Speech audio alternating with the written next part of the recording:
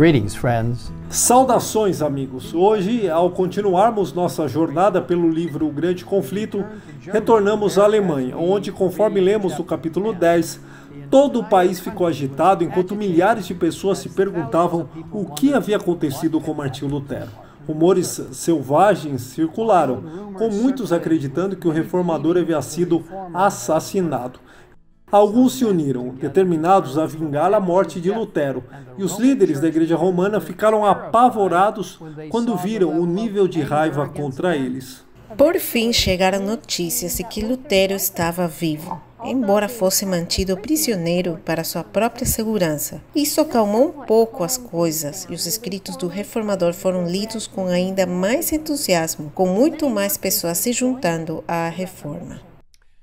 Mas Satanás não estava ocioso e trouxe uma falsificação para desacreditar a obra de Martinho Lutero e outros reformadores, procurando destruir a obra da reforma. Alguns homens se levantaram, alegando ter revelação direta do céu e rejeitando a autoridade da Bíblia. Rejeitavam o grande princípio que era o próprio fundamento da reforma, escreve Ellen White, que a palavra de Deus é a todo suficiente regra de fé e prática.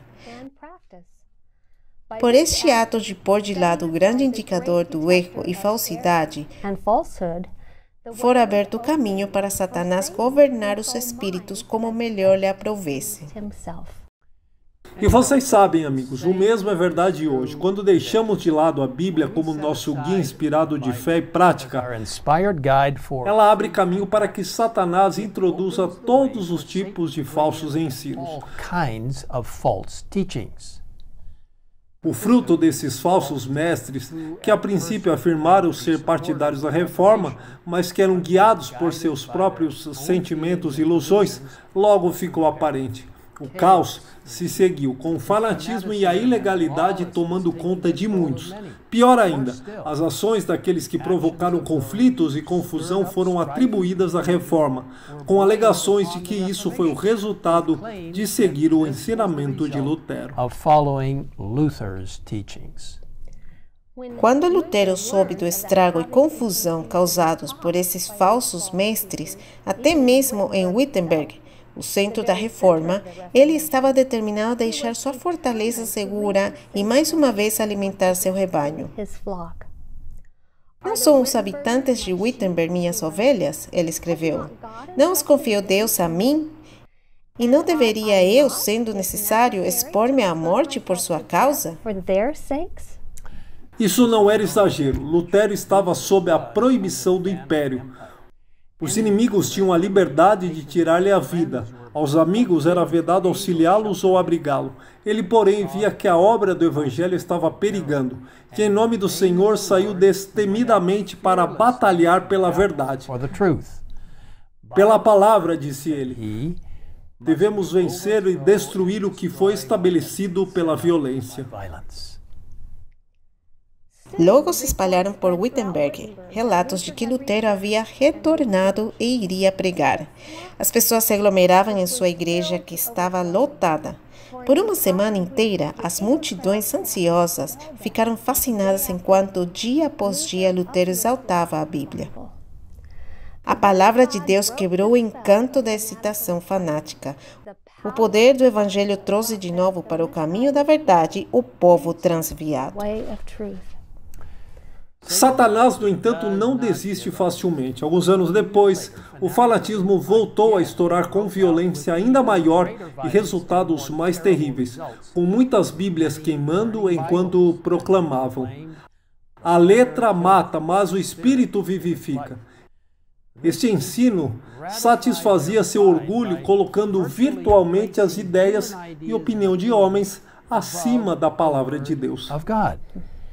Amigos, sempre que colocamos as opiniões humanas acima da Bíblia, podemos esperar resultados terríveis. Nesse caso, seguiram-se as mais terríveis cenas de sedição e contenda, e os campos da Alemanha embeberam-se de sangue.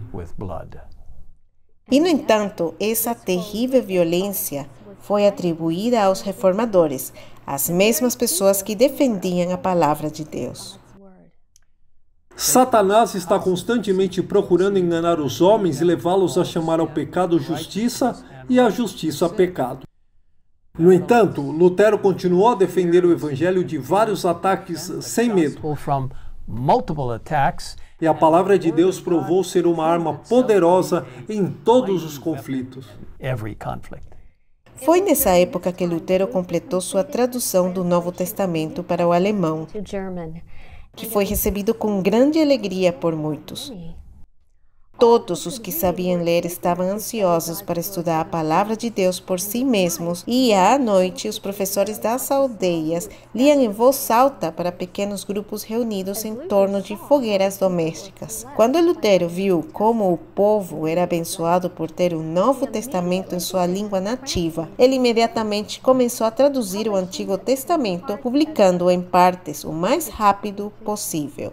Mais e mais corações foram convencidos da verdade de Deus e a promessa encontrada no Salmo 119 e 130 foi confirmada. A revelação das tuas palavras traz luz e dá entendimento aos simples.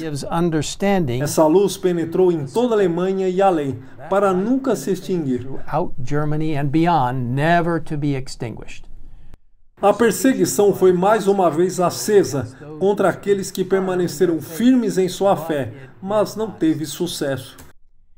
Em vão se invocavam tanto autoridades eclesiásticas como civis, a fim de aniquilar a heresia. Em vão recorriam à prisão, tortura, fogo e espada. Milhares de crentes selaram a fé com seu sangue, e não obstante, a obra prosseguia. A perseguição servia apenas para propagar a verdade. Amigos, hoje estamos sobre os ombros daqueles que partiram, aqueles que creram na palavra de Deus e a seguiram, fazendo o que é certo, ainda que o céu caia. Que possamos também valorizar e compartilhar a verdade de Deus com os outros, deixando a Bíblia das Escrituras brilhar neste mundo de trevas. Convido vocês a orar comigo agora mesmo.